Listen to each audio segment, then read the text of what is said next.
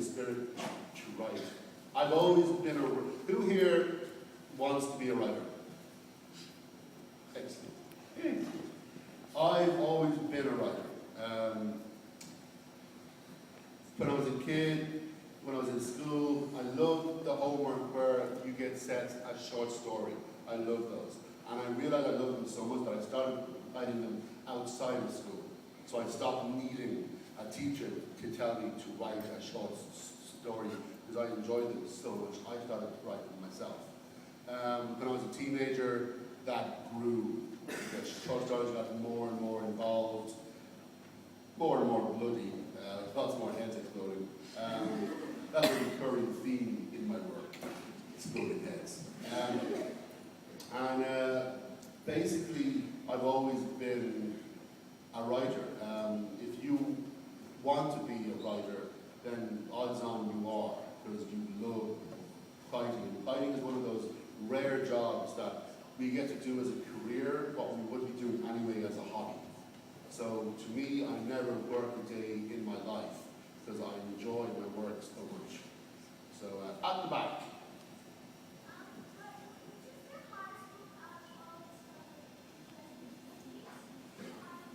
Oh wow, what's the hardest book to write of all of them? That's a good question. I hate you. That's a good question. Okay. Usually these books take me 6 months to write, okay?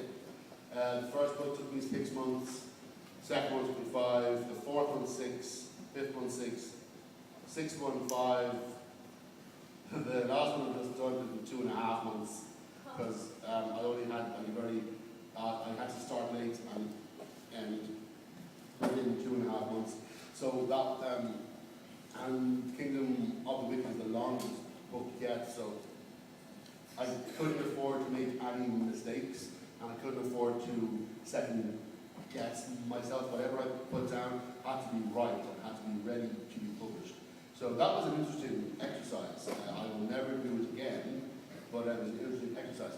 But the hardest one to write is probably the third one, because that took me 13 months to write. And basically, the reason I think it took me 13 months is because I was in the process of moving house, but also I had what some people call writer's block. And I don't know why or how it happened, but I basically would sit down for months in front of the computer and go,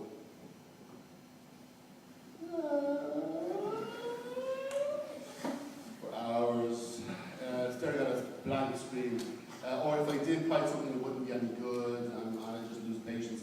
That went on for a few months, and I don't know why, but it was some kind of thing stopping me from enjoying it, or stopping the flow from picking up the cues from the given.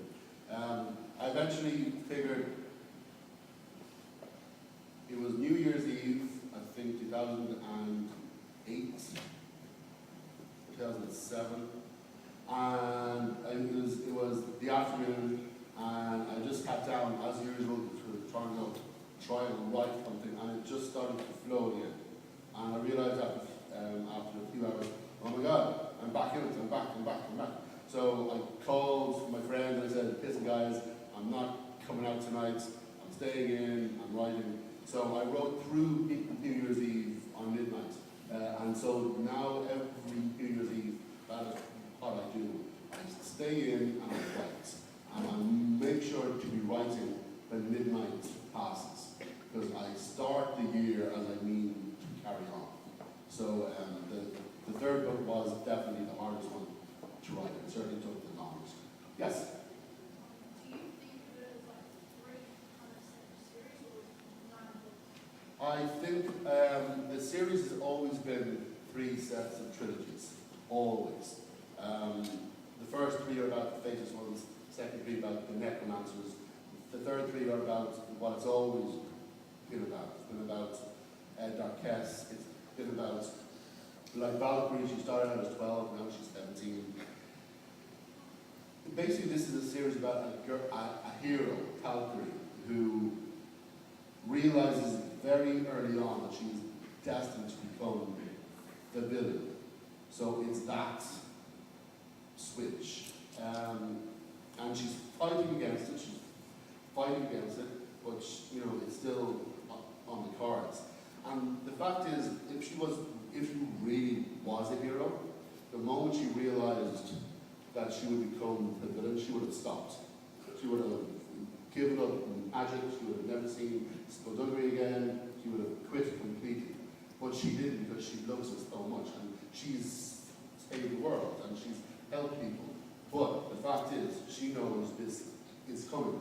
So if she was a real hero, she wouldn't be doing it. She wouldn't be a normal girl.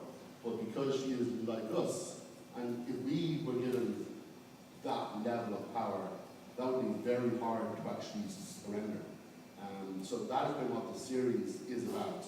And so this last trilogy, it all comes to a head. Everybody dies. Maybe. Spoiler. Okay, right there.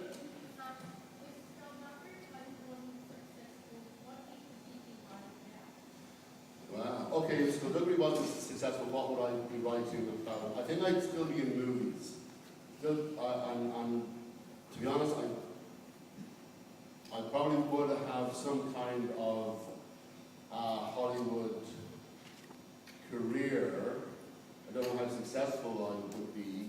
The nice thing, the advantage of writing a book over writing a script is that as a script writer, you are the most important person up to a certain point. And then the director comes on, and the producers, the financiers, the actors, and they all go, okay, can you just change this bit here, change this bit here, make this character more likable, and eventually the script will get diluted and diluted and diluted, so that when the film goes around, it's your script, but not your way. So it means that if film isn't as good as I wanted, I go, well, that's not my fault.